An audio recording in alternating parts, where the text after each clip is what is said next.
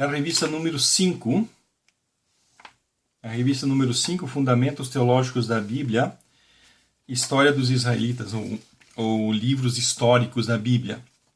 Hoje a lição número 3, Gênesis. Deus cria tudo e age na história. Nós vamos também estudar sobre o livro de Gênesis na próxima lição. Mas hoje vamos estudar mais do capítulo 1 até o 11, que vai ser o nosso foco hoje. Vamos ler esse versículo aqui, Gênesis 3:15. E porei inimizade entre ti e a mulher, e entre a tua semente e a sua semente, e esta te ferirá a cabeça, e tu lhe ferirás o calcanhar. Então esse versículo é um dos meus versículos prediletos. Quer dizer, eu acho que eu tenho lá uns 29 mil versículos prediletos, mas esse é um deles, com certeza. Porque ele é uma profecia, né? Profecia tremenda sobre Jesus, né? Que seria o descendente da mulher, ou seja, Jesus Cristo foi o único que só teve uma mulher, né? Não teve pai humano, somente teve uma mãe. E esta te ferirá a cabeça e tu lhe ferirás o calcanhar. Então está falando com a cobra, Deus está falando com a cobra, falando, né, que o descendente da mulher, a semente da mulher, por isso fala esta, né, a semente da mulher, ferirá a cabeça do diabo e tu, né, o diabo, lhe ferirás o calcanhar, quer dizer, feriria. Né? Então o diabo vai ferir Jesus, uma profecia que foi escrita ali mais de 1000 anos antes de Cristo. Né? Eu sempre esqueço um pouquinho em que ano mais ou menos foi que Moisés escreveu isso, porque Moisés que escreveu isso aqui no papel. Deus falou para o diabo, na presença de Eva, e Adão e Eva viveram, né, 6.000 anos antes de Cristo. E porque as pessoas viviam muito tempo, então poucas gerações depois foi passando para frente, as histórias foram sendo contadas e logo Moisés, como ele era muito culto, como ele sabia ler e escrever, porque viveu junto com o faraó, foi educado lá no templo, no palácio do faraó. Então ele anotou essas coisas que ele escutou dos antepassados dele, e então ele anotou. Então essa profecia foi dada, né, há 7.000 anos atrás, mas o que foi anotada por Moisés há mais ou menos 1.400 anos antes de Cristo. Anotada por Moisés. E está falando do quê? De Jesus. Quer dizer, ou seja, foi uma profecia que se cumpriu tanto tempo. Por isso eu gosto tanto desse versículo, porque assim como tem muitos e muitos versículos na Bíblia que profetizam a primeira vinda de Jesus, e tem muitos e muitos mais que profetizam a segunda vinda de Jesus. Por isso, às vezes as pessoas perguntam, por que você acredita na volta de Cristo? Eu digo, sim, porque assim como Jesus veio a primeira vez, e foi porque foi profetizado, muito mais profecias existem sobre a segunda vinda dele. Então existe mais motivo para a gente acreditar na segunda vinda de Cristo. Então essa é uma das profecias, e quase assim, meio que a primeira profecia da Bíblia. Já no capítulo 3, ali já vai profetizando sobre Jesus. Que mostra o quê? Que desde o início Deus já mandando profecias sobre Jesus. Desde o início. Que as profecias sobre Jesus não vieram só lá em Malaquias, assim, né? Não, já desde o início, de Gênesis. Então, Gênesis, né, é uma palavra grega que significa nascimento, origem, surgimento ou começo. E esse é um livro também muito especial, o livro de Gênesis. Nós vamos estudar ele em 2 lições, sendo que vai ter outros livros lá mais tarde, que a gente vai estudar 2 livros numa lição. Por quê? Porque o livro de Gênesis ele é extremamente intenso. Cada versículo ali é uma montanha de informações. E a gente aprende muito sobre Deus. Por que a gente aprende muito sobre Deus? Porque fala da criação.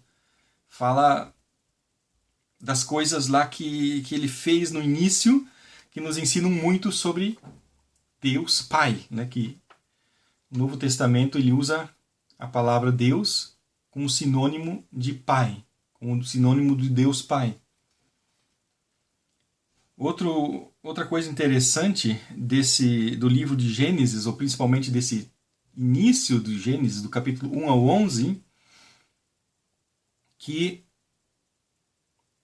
trata da maior...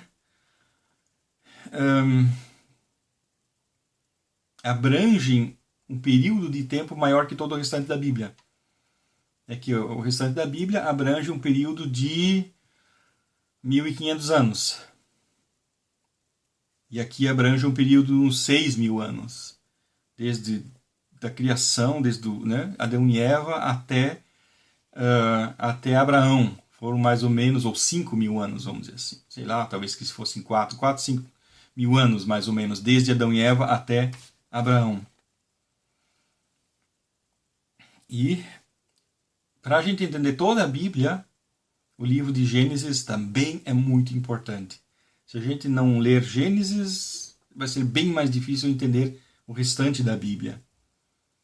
Se a gente entender da onde que o ser humano veio, entender a humanidade, entender o ser humano, por que nós somos do jeito que somos, e tudo isso. O Pentateuco é uma palavra que se usa para falar os 5 primeiros livros da Bíblia. Em alemão a gente fala de fünf Bücher Mose, quer dizer, os 5 primeiros livros que são chamados livros de Moisés, que foram escritos em aproximadamente 1300 a.C. e que são atribuídos incontáveis vezes a Moisés. Então tem pessoas que põem isso em dúvida, falam que acho que não foi Moisés que escreveu os 5 primeiros livros da Bíblia, mas é bem certo, provável que foi Moisés que escreveu esses livros da Bíblia, porque em todo lugar na própria Bíblia está falando isso, que foi ele que escreveu. Um outro ponto importante, por que esse início de Gênesis é importante para nós? É porque, sim, nós vivemos num mundo cheio de morte, maldição, assassinato, doença, ódio, adultério e etc.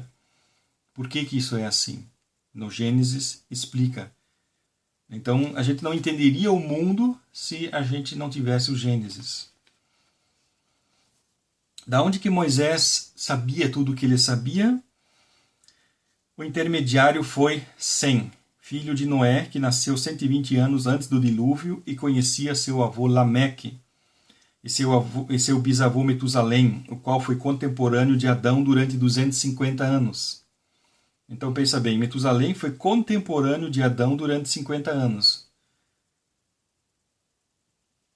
E aí depois ele teve um filho, Lameque, e esse Lameque também viveu bem bastante tempo e foi contemporâneo de Sem, que foi um filho de Noé. Viveram juntos antes do dilúvio.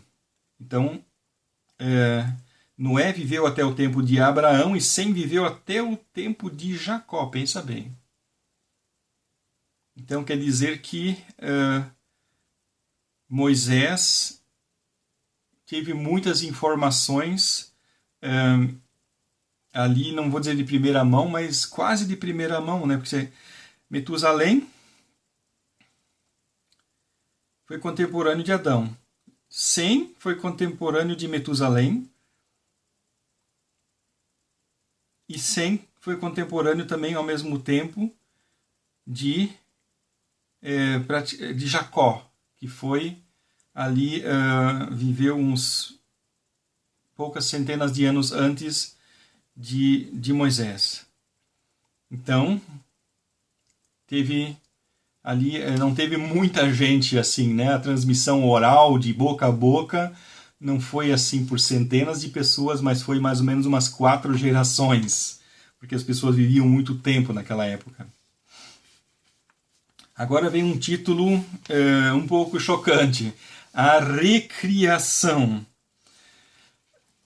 O primeiro versículo narra que Deus criou tudo, o que com certeza era extremamente perfeito, porque tudo que Deus faz é perfeito. É o que eu dizia ao pastor Yuk, que o pastor através do qual minha esposa e eu viemos à fé em Jesus. Ele sempre dizia, tudo que Deus cria é perfeito. E o curioso é que o versículo 2 ele fala do quê? E a terra era sem forma e vazia. A palavra grega, a hebraica, que fala tovu vabohu, que significa caos total. Então, se Deus criou tudo perfeito, como é que estava um caos total? Outros textos bíblicos de outros profetas, de outros lugares da Bíblia, coisas que Jesus fala, a gente vai juntando os pedacinhos e a gente descobre que Gênesis 2 não está falando da criação do universo, mas está falando da recriação do universo. Ou seja, que existiu um tempo antes de Adão e Eva. O mundo antes de Adão e Eva já existia, logicamente, quer dizer, mesmo quem pensa que o Gênesis está contando a criação, né? Claro que antes de Adão e Eva já existia, mas o que eu estou falando é que antes disso, que Deus disse haja luz, e que Deus criou as plantas e tal e coisa, e que haja as coisas, as plantas e tal, os animais, que antes disso já houve um mundo, onde que também nesse mundo já existiam coisas, animais e plantas, nesse outro mundo antes. Um período pré-adâmico, ou seja, onde Lúcifer vivia no paraíso. No paraíso, quer dizer que nesse mundo, antes de Adão e Eva, já existia um paraíso, só que esse paraíso ele se constituía de pedras preciosas, Ezequiel 28, 12 a 19. Até que ele levantou uma rebelião com 1/3 dos anjos, Apocalipse 12, 4, sendo, depois disso, foi lançado sobre o planeta Terra, Lucas 10, 18. O que fez a crosta terrestre, que naquela época se constituía de apenas um único continente, Pangeia, que isso dá para ver aí, muitos cientistas falam sobre isso, que dá para perceber os continentes, que eles antigamente estavam unidos e que agora eles se afastaram. Então, porque Satanás foi lançado sobre o planeta e a explosão foi tão grande que o continente, só existia um continente naquela época, ele se rompeu. E começou a existir os continentes como conhecemos hoje. A força do impacto de Satanás sobre a Terra foi tão grande que muitos terremotos aconteceram, uma grande nuvem de poeira cobriu a Terra, matando e soterrando todos os animais e plantas que existiam. Que os cientistas eles falam do meteorito que bateu na Terra e que cobriu a Terra de poeira e matou todos os dinossauros e todas as plantas. Eles falam de meteorito, mas a gente sabe que é Satanás. Foi lançado sobre a Terra e aconteceu isso. Aconteceu essa Pangeia que se rompeu e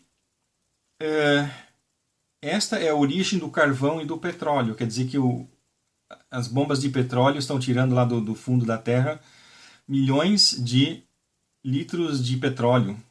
Bilhões de litros de petróleo. E cada litro de petróleo é o quê? É gordura animal cozida. Isso que é petróleo.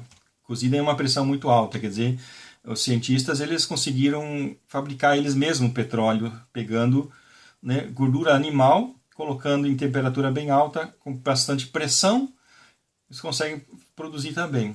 É gordura animal. Petróleo é gordura animal. Agora pergunta como é que toda essa gordura animal foi parar lá no fundo da Terra. Ou seja, e também a quantidade, pensa na quantidade absurda. Quer dizer, cada litro de petróleo que sai lá do fundo da Terra era um litro de gordura de algum animal que viveu sobre a Terra no passado. Há, sei lá, milhares ou milhões de anos atrás.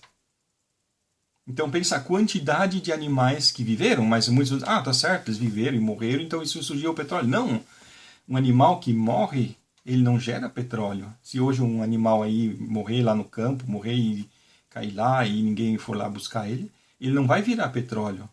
Ele vai... os vermes vão comer ele e ele vai desaparecer. Ele não vai virar petróleo. Por quê? Porque para virar petróleo ele tem que ser enterrado ele tem que ser enterrado embaixo da terra imediatamente para ser isolado do ar. Então, todo esse petróleo que está lá embaixo foram animais que morreram, mas que foram imediatamente, depois que morreram, soterrados para ficar isolados do ar, para não se decompor. E a mesma coisa o carvão. Carvão, que são plantas que foram soterradas e que ficaram lá isoladas do oxigênio e por isso viraram carvão. Então pense a quantidade de carvão que é extraída no mundo inteiro. Da onde que surgiu essa quantidade absurda de carvão e de petróleo? Isso só foram os dinossauros que viviam antes de Adão e Eva. E também antes de Noé.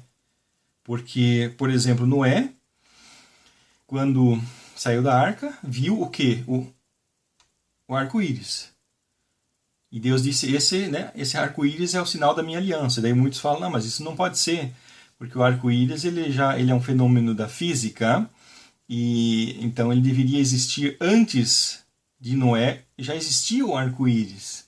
Sim, o fenômeno da física já existia, só que antes de Noé, acontecer tudo aquilo, o dilúvio, o mundo era muito diferente do que hoje. Os animais eram muito maiores, as plantas eram muito maiores. Por quê? Porque o mundo ele estava coberto de uma camada de nuvens que fazia com que o mundo fosse muito mais quente e as plantas e muito mais úmido. Era como se fosse uma... eu já esqueci a palavra em português, né? Esqueci em português e já não lembro como é que é em alemão, né? Esse é o típico problema, né?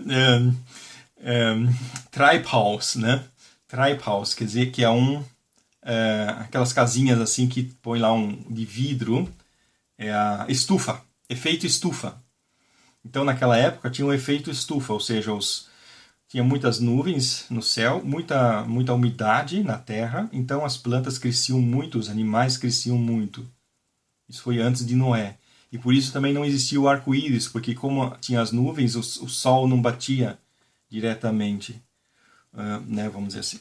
Tudo são coisas que, não são comprovadas cientificamente, mas analisando várias coisas na Bíblia, a gente vai chegando a essas conclusões.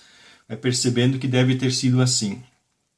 Também porque as pessoas viviam tanto tempo naquela época, porque o ar era muito úmido, as plantas cresciam muito, havia muitas frutas, muita vitamina, muito alimento, né? Então, e aí as pessoas também se reproduziam muito, tinham muitos filhos, não precisavam trabalhar tanto porque a natureza era pródiga, aí tinha muito tempo para pensar em besteiras, né? E aí só faziam besteiras e por isso que Deus disse, agora eu vou ter que castigar esse povo todo, que só fazem besteiras, né?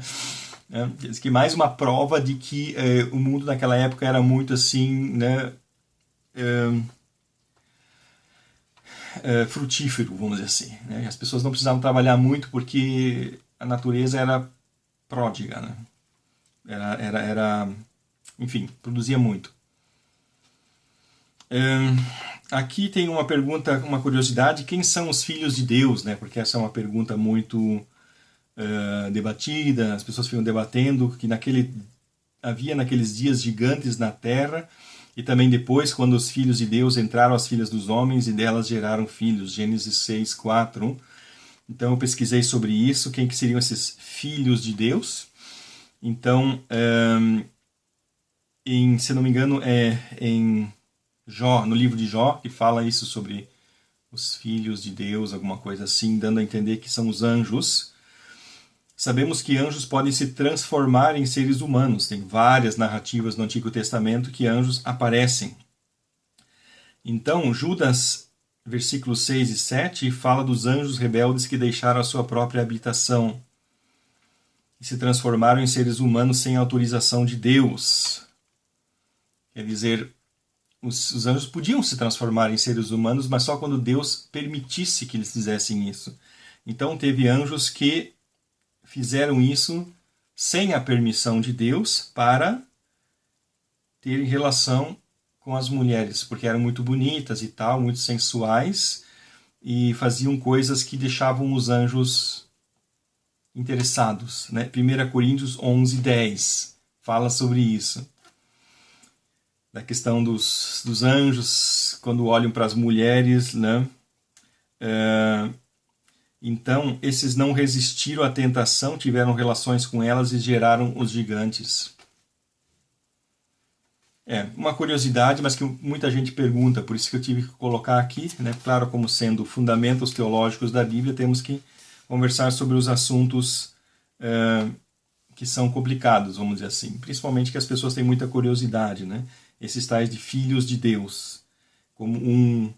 Claro que Deus criou todos os anjos, ele criou todos os anjos, claro que eles não foram gerados por Deus, mas foram criados por Deus, o que é diferente, né? Como Jesus foi o único filho gerado de Deus, mas Deus também teve os filhos que ele criou, ou seja, por assim dizer, que ele produziu, né? Que ele, com o poder criador dele, fez os anjos. Então, por isso eles também são chamados filhos de Deus, nesse sentido mais amplo, né? Mais um motivo, né? Quem somos? Mais um motivo para nós valorizarmos bem bastante o livro de Gênesis, porque ele nos ensina muito sobre nós mesmos, quem nós somos. Nós como seres humanos, algumas características aqui, 5 características bem importantes sobre nós mesmos que nós aprendemos no livro de Gênesis.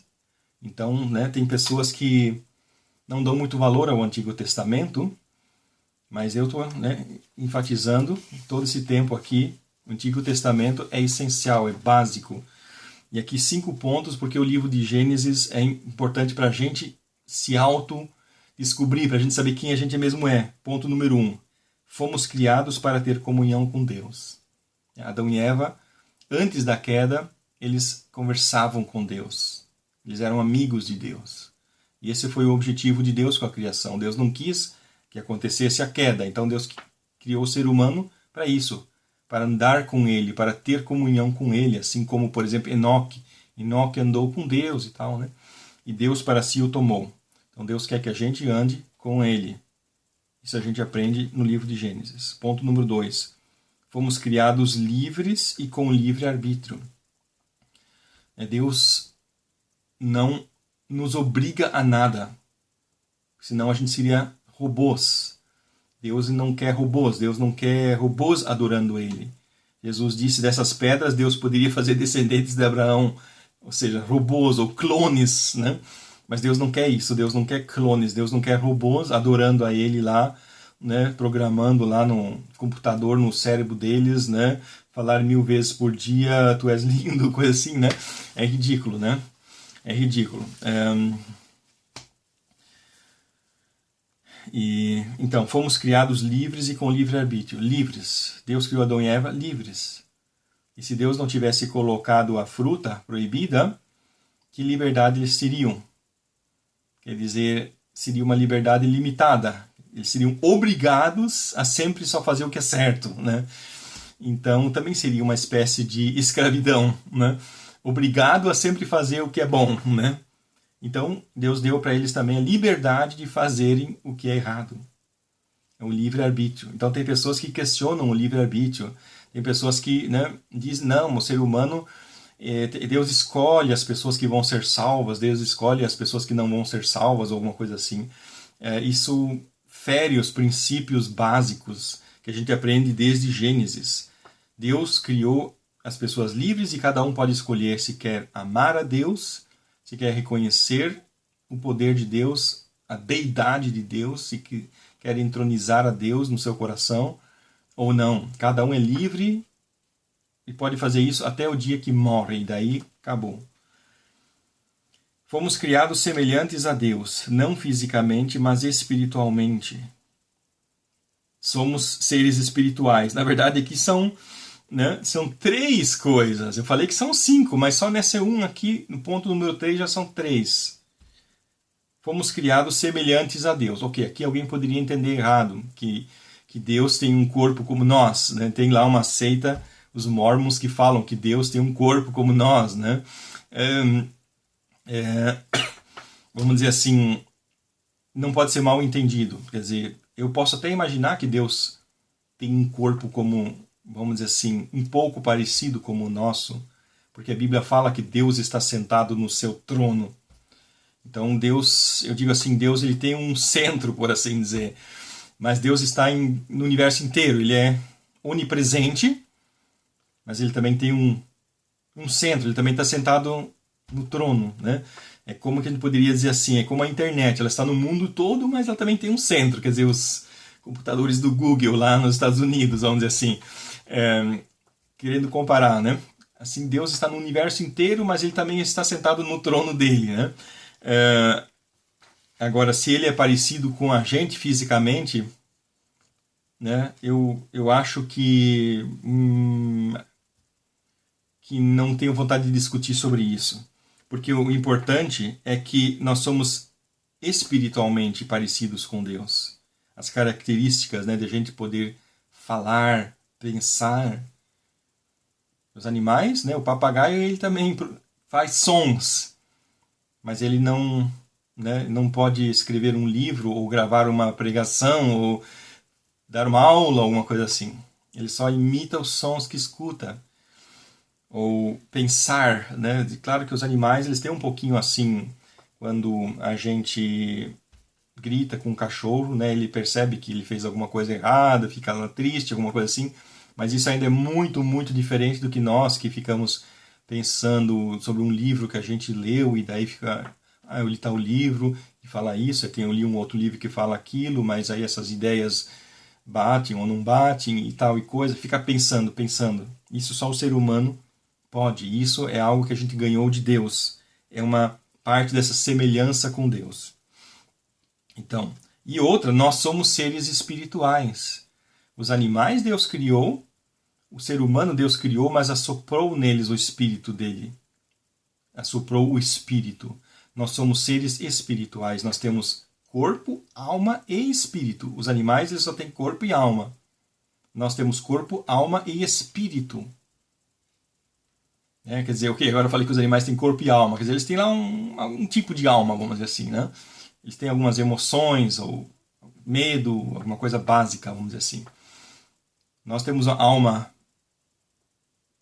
né, que pensa, que fala e assim por diante, mas nós ainda temos uma terceira coisa que é o espírito, que é algo bem, bem difícil de descrever, mas que é, eu diria assim, uma parte divina dentro de nós, ou vamos dizer assim, uma possibilidade. Agora é uma possibilidade, as pessoas sem Jesus, para eles é uma possibilidade.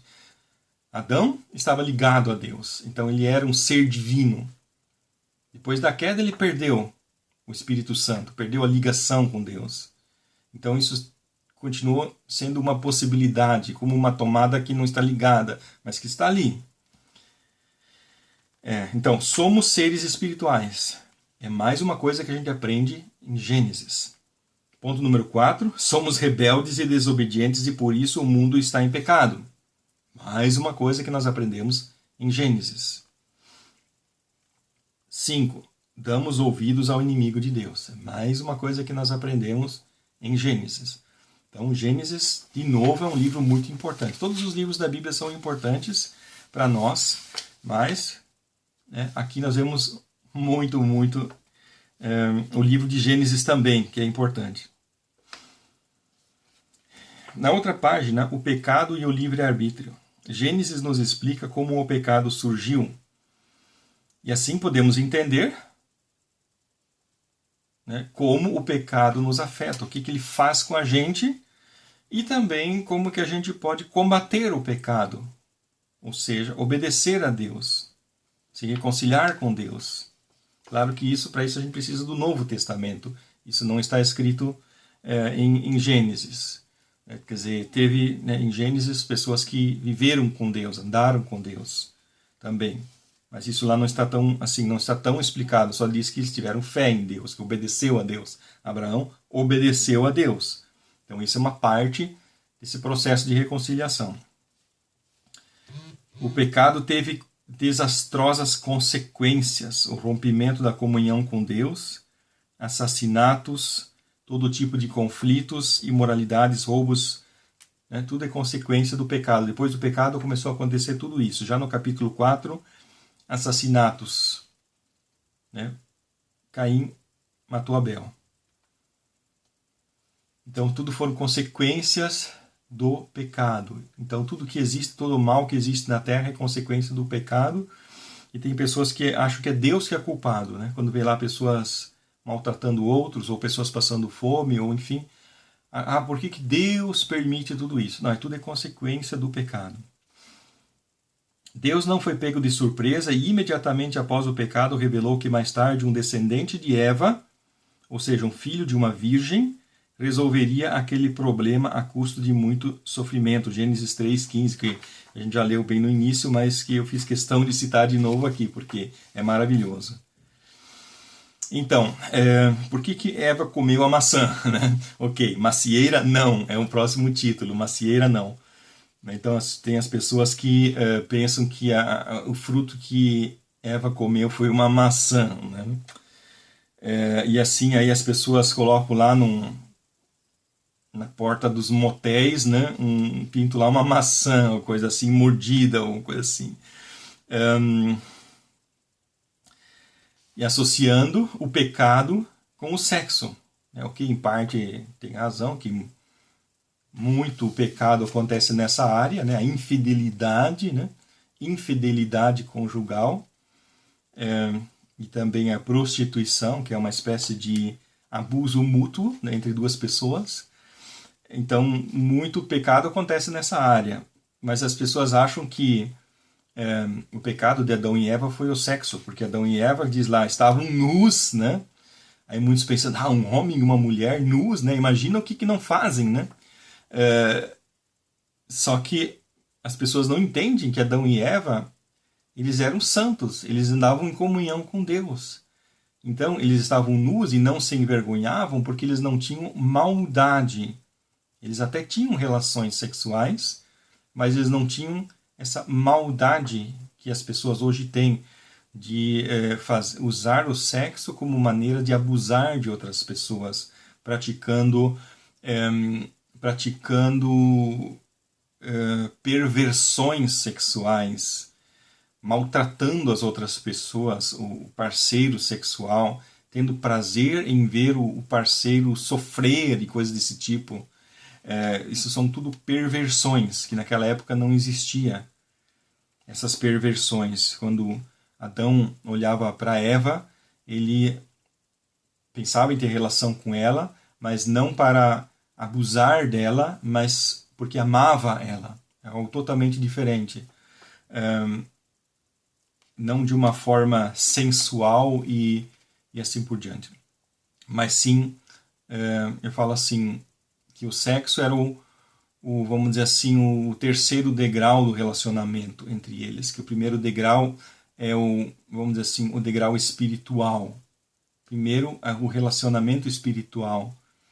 E assim é que deve ser hoje também. O relacionamento entre um homem e uma mulher deve ser, em primeiro lugar, um relacionamento espiritual, né? E depois vem o relacionamento mental, vamos dizer assim, ou da alma, e aí só no final é que vem o relacionamento do corpo.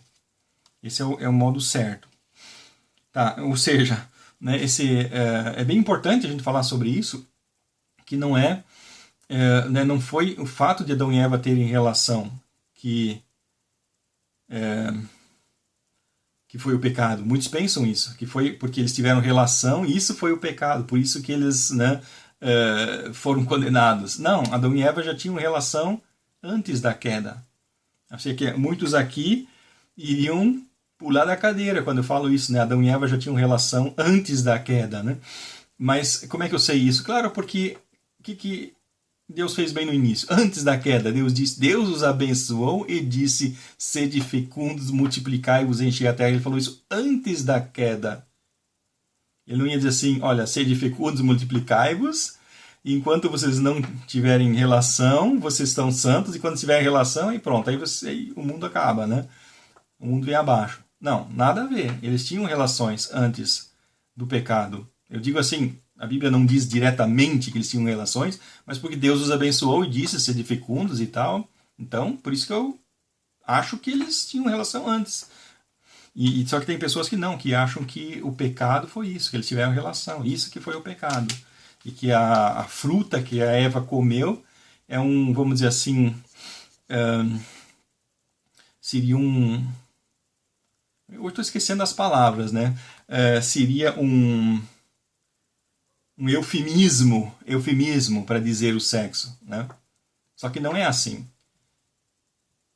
E outros pensam que o pecado de Eva foi comer uma fruta. Também não é certo. O pecado de Adão e Eva foi a desobediência. Que Deus proibiu de comer a fruta, eles comeram. Então o pecado foi de desobedecer, não o comer a fruta. Deus podia ter falado, em vez de uma fruta, ele podia ter falado uma outra coisa, podia ter falado um rabanete, ou sei lá o que, podia ter, né? Pronto, quer dizer, Deus podia ter falado qualquer coisa, ou podia ter falado não suba nessa montanha, ou enfim, podia ter falado qualquer coisa. O importante, Deus disse para eles não fazerem só uma única coisa. O resto tudo eles podiam fazer, eles tinham liberdade total. Só uma coisa Deus disse não fazer, que era para testar se eles iam obedecer ou não. Esse que é o ponto. Próximo título, a morte. Deus tinha falado, no momento em que comerdes deste fruto, morrereis. No momento em que comerdes desse fruto, morrereis. Então, muitos dizem, peraí, Deus disse, vocês, no momento em que comerem desse fruto, vão morrer. Eles comeram o fruto e não morreram. Então, Deus mentiu? É que as pessoas não entendem que a Bíblia, quando a Bíblia fala da morte, a Bíblia quase sempre está falando da morte espiritual. Por exemplo, Mateus 8:22, João 5:24. Para Deus não existe a morte física, porque para Deus a gente não morre. Para Deus ninguém morre. Para Deus as pessoas só se mudam da terra para o outro lado, para o mundo dos mortos ou para o céu. Então ninguém morre. Para Deus não existe mortos. Então quando Deus disse que eles iriam morrer, estava falando da morte espiritual. Que eu acabei de falar que para Deus não existe mortos, como é que Deus fala que eles iam morrer? Sim, é que para Deus existe duas situações. Existe estar ligado a Ele. Deus é a vida. Quem está ligado a Deus tem a vida, tem alegria, tem felicidade, tem glória. Isso é que Deus é. Deus é fonte da luz, fonte da santidade, fonte do poder. Deus é, quando a gente imagina em Deus sem pensar no quê? É difícil, pensar numa estrela brilhante, alguma coisa assim, porque ele é fonte de glória, de poder, de beleza, de vida, de tudo. E quem está desligado dessa fonte está aonde? Está, na escuridão, na tristeza, na feiura, e assim por diante. É o oposto. Então, quando Deus disse, quando comerdes esse fruto morrereis, significa que foram desligados de Deus, se desligaram da fonte desta vida, da vida espiritual, da alegria, da felicidade, da beleza, do poder, se desligaram dessa fonte. Então eles se tornaram mortos espirituais. Vida física é coisa secundária, o que importa é a vida espiritual. João 10:10. João 10:10 lá diz Jesus: eu vim para que tenham vida e a tenham em abundância. E aí tem muitas pessoas que pegam esse versículo para pregar o quê? Abundância financeira. Jesus quer que você tenha abundância financeira, muito dinheiro e, seja rico, Um absurdo, uma heresia, uma coisa gritantemente falsa e horrível e herética, Que Jesus veio para que a gente tenha vida espiritual em abundância. Tanto que a palavra vida, em alguns lugares na Bíblia, é sinônimo de Deus, de Jesus. Eu sou o caminho, a verdade e a vida de Jesus. Jesus é a vida. Deus é a vida. Quem tem Deus tem a vida. Quem tem Jesus tem a vida. Por quê? Porque Ele... É difícil explicar o que significa isso, mas é como se fosse, vamos dizer assim, deixa eu imaginar uma energia, por assim dizer. Quem tem Jesus, tem alegria, tem... de vontade de fazer as coisas, se sente bem. E então ter Jesus é ter uma vida verdadeira, uma vida que vale a pena ser vivida, mas não estou falando só sobre essa terra, independente dos prazeres que a gente tem nessa terra. Um cristão, ele pode... Tem cristãos que são pobres, mas são felizes também. Por quê? Porque tem a vida dentro deles, a alegria dentro deles, no coração deles. A alegria não vem das coisas. As coisas são passageiras. A morte espiritual é a condenação eterna. E muitos acham que morte eterna significa acabar tudo. E as pessoas associam a palavra morte com o quê? Com a destruição. Quando a pessoa morre, deixa de existir. As pessoas associam. E quando a Bíblia fala da morte espiritual, pensam que as pessoas, quando morrem sem Jesus, desaparecem, somem, vamos dizer assim. São que nem arquivos de computador que foram deletados, vamos dizer assim. Mas não é assim, né? Não é assim. As pessoas sem Jesus, elas sofrem a morte eterna, mas que é um tipo de vida. Elas continuam vivas. Elas continuam existindo. A alma delas continua existindo no mundo dos mortos. Ninguém deixa de existir. Isso a gente vai estudar na revista número 9, sobre isso, sobre as ressurreições. Vai de várias ressurreições.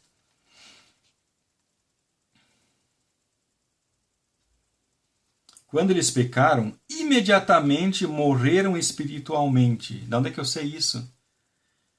Porque identificamos pelo fato de que eles se envergonhavam e fugiam de Deus. Por que agora eles fugiam de Deus? Antes estavam só esperando Deus vir, né? De tarde para conversar com Deus. Naquele dia, quando Deus veio, fizeram o quê? Se esconderam, fugiram de Deus. Porque estavam agora espiritualmente mortos. O espírito deles estava inclinado às coisas que Deus não gosta. Eles agora estavam inimigos de Deus. E foi o resultado, a consequência de que desobedeceram, de que deram ouvidos a Satanás, ou seja, convidaram Satanás para ser amigo deles. E com isso se tornaram inimigos de Deus.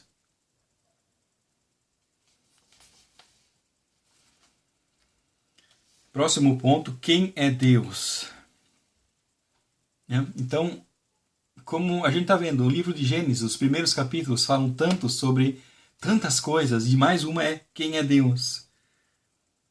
Já nos primeiros 3 versículos da Bíblia encontramos a Trindade. Muitas pessoas dizem que Trindade não existe, né? Porque a palavra Trindade não aparece na Bíblia. Mas logo nos primeiros 3 versículos aparece, que diz: no princípio criou Deus os céus e a terra. Então está falando do quê? Deus, que no Novo Testamento é identificado como Pai. Pai, o Pai, criou os céus e a terra. E aí diz assim: e a terra era sem forma e vazia, e o Espírito de Deus pairava sobre as águas. Então tem pessoas que acham que o Espírito Santo, ele nada mais é do que uma outra maneira de falar Deus. Mas não está certo, porque senão iria estar escrito: e Deus pairava sobre as águas. Mas não diz Deus pairava sobre as águas, mas fala o Espírito de Deus, mostrando que é um ser diferente. Não é o Pai que pairava sobre as águas, mas era o Espírito de Deus. E aí no 3º versículo diz assim: e disse Deus, haja luz. Então eu já comentei contigo, né, muitas lições atrás, que lá não está escrito Deus criou a luz. Seria normal. É como, digamos, quando eu falo que minha esposa fez um bolo. Então eu digo: a minha esposa fez um bolo. Eu não digo: e disse Elizabeth, haja bolo e houve bolo, né? Quer dizer, eu mostro como é esquisito esse modo que está escrito: e disse Deus, haja luz e houve luz, que nos mostra o quê? Que tem uma mensagem ali dentro. E a mensagem é o quê? Que tudo foi criado pela palavra. Deus criou a luz e todo o restante pela palavra. Então ali nos 3 versículos a gente vê Pai criando, o Espírito sobre as águas e a palavra como um meio. Deus não criou, o Pai não criou as coisas ele mesmo, mas ele teve um meio entre ele e a criação. Um instrumento entre ele e a criação, que foi o quê? A palavra. E a gente sabe, né, pelo João 1:1, né? O verbo se fez carne. que Jesus é a palavra. Então, nos 3 primeiros versículos já aparece a Trindade. No primeiro versículo fala sobre o quê? O Deus que criou tudo. Né? Deus que criou tudo. Deus criador. Aprendemos sobre Deus. E a gente vê, por exemplo, muitas coisas sobre Deus nos primeiros 11 capítulos da Bíblia. Por exemplo, que Deus controla a história da humanidade. Por exemplo, no caso da Torre de Babel. Deus não gostou do que eles estavam fazendo, tomou uma atitude, mudou o rumo da história da humanidade. Deus está controlando a história da humanidade. E assim, quando a gente lê o livro de Apocalipse e o livro de Daniel e outros livros que falam sobre o fim dos tempos, e muitos versículos no Antigo Testamento falam, no Novo Testamento falam, também no Novo Testamento falam sobre o fim dos tempos, mostrando que Deus tem a história da humanidade na mão. As coisas que estão acontecendo aqui no mundo, ele não está distraído lá, preocupado com alguma outra coisa, uma outra galáxia, algum outro planeta. Não. Deus está com tudo aqui na mão. Tudo que está acontecendo aqui no planeta, Deus está olhando e observando. E Ele está cuidando que lá, num futuro, que a gente não sabe se é bem próximo, se é meio próximo, se é longo, Ele vai dar um basta. Glória a Deus. Aleluia.